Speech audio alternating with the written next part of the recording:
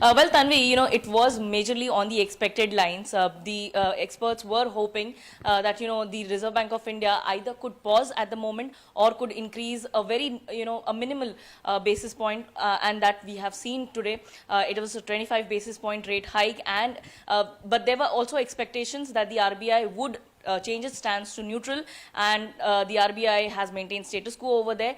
It has focused on withdrawal of accommodative stance. You've mentioned about how the markets and how the experts are taking this decision. Well, we have Anand Singhania with us.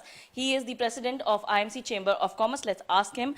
Sir, how do you see the decision taken by the RBI policy today? So the policy, MPC policy recommendation today of 25 basis points is very much on the lines that IMC had expected, and I think the market had also expected it.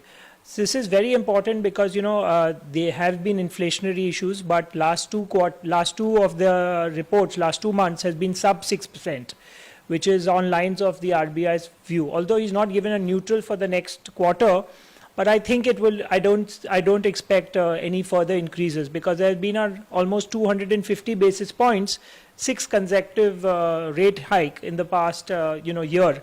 So I think now it will be stabilized.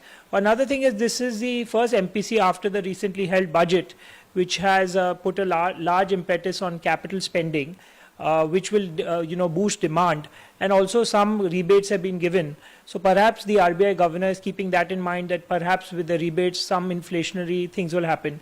But quite frankly, I don't think that will happen. So it's just that's where it is. All right. So we've also heard the governor time and again stressing upon this fact that India remains to be, in a bright spot, and India's growth story is resilient. Banking system is resilient.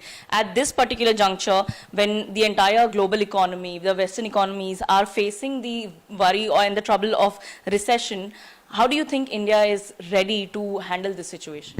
So I think the digitalization that Modi government ji has done over this last couple of years has set India apart.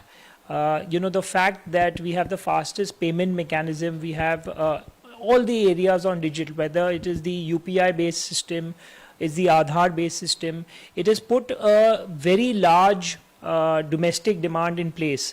So more and more people are coming into the organized world, and there the demand is going to just keep on growing. If you look at the budgetary allocation also towards skilling, towards development, where there will be skill development, there will be more job creation. Therefore, the demand of services, goods are going to continue to grow. India is going to grow at 3.5 trillion, is still going to be over 6% growth in the next financial year.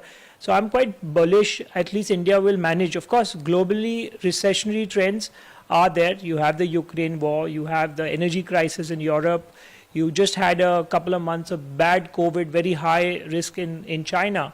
So that's going to definitely dampen global demand.